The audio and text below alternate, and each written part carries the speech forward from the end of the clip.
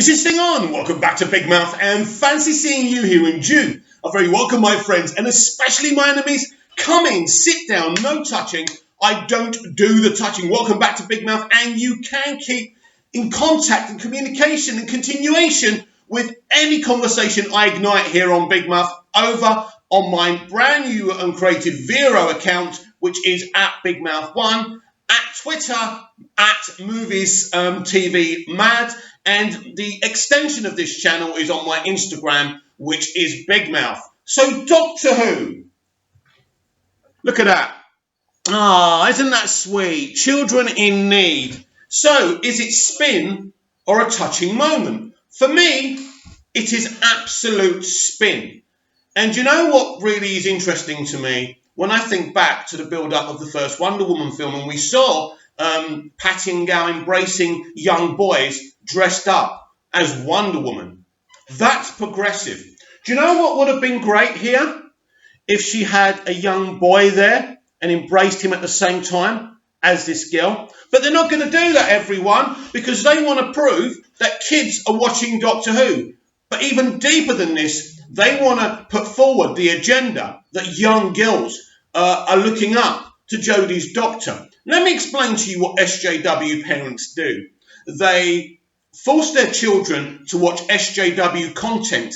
Then they go onto Twitter and say, my kids love that, or my kids keep on going on about this. Of course, this is a false narrative pushing a false agenda. This is what they do. So the whole point is, in last night's Children in Need, Jodie embraces with this young girl to prove that young girls love Doctor Who. Fact. 2005 and 2009, when Russell T Davies was running Doctor Who had the highest volume of children, mums and dads watching Doctor Who. Since Stephen Moffat and Chris Chibnall, that volume has gone down. Of course there's still kids watching Doctor Who with their mums and dads. It's just not as much anymore. And it's not the enjoyable family experience it was, because when something's boring or more adult, like Stephen Moffat's Doctor Who was, right? Stephen Moffat's Doctor Who, as great as elements of it were, it wasn't really for kids and mums and dads. And absolutely, Doctor Who season 11 was no way the kind of show for young girls and boys to sit there with their mums and dads and enjoy Doctor Who. But Russell T Davies' era was, because Russell T Davies is a very clever writer, because he can write an episode for kids like the Slovene farting. Every kid was sitting there laughing their little heads off, right? But they can be more adult, and kids and mums and dads could still sit there watching it and enjoying it. But the volume of mums, dads and kids don't sit there watching Doctor Who. But this is supposed to prove we are all wrong. We are not wrong. We are not wrong. They did that. For me, right, they took advantage of a little kid on TV and they used her.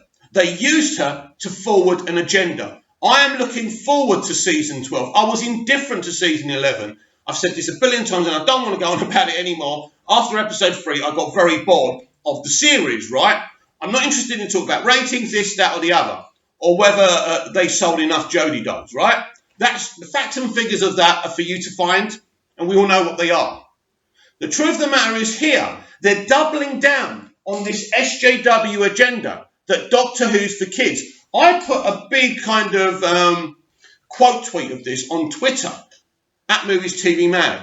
So one of the people who I follow, and well, I did follow before he attacked me, called me a very rude name. Now, I don't mind debating with people who disagree with me all day, but when they swear at you and when they abuse you and when they say it's okay not to be 10, in other words, SJWs, like with Star Wars, feel that Doctor Who and Star Wars is for children.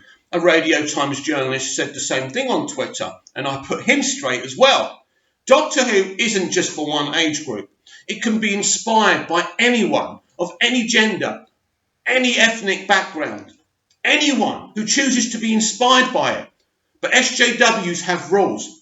And like this person who come in at me on Twitter and swore at me, right? Second person this week who I've looked up to and has gone at me, right? Doesn't matter. It's fine. You live and learn, right? But when you show their agenda and narrative, when you expose their agenda and narrative, right, you see that they're not the good people that they pretend 24 hours a day that they are on Twitter. They are not progressive. And the more you double down on your own narrative, the more furious they get and the more they explode, and then you know they're not progressive. As I said, Patting Gao for the marketing of Justice League, embracing young boys dressed up as Wonder Woman. That's progressive. This is trying to double down on an agenda they're trying to push. And this is why I've done this video today. So what do you think, everyone? What do you think? Is this spin, or is this a touching moment? A genuine moment? I don't think that it is, but I want you to comment down below and let me know what you think. For me, as soon as I saw it, I was outraged by it, because instead of coming on stage and saying, a great opportunity, Doctor Who Season 12 is coming, we got aliens, we got monsters, like Russell used to do, right? And show us a clip or something, right? These people decided to get Jodie to embrace a little girl to prove that little girls love Jodie and what they're doing is working. No, what you should have done is actually talk about the damn show. But you're not going to do that, are you?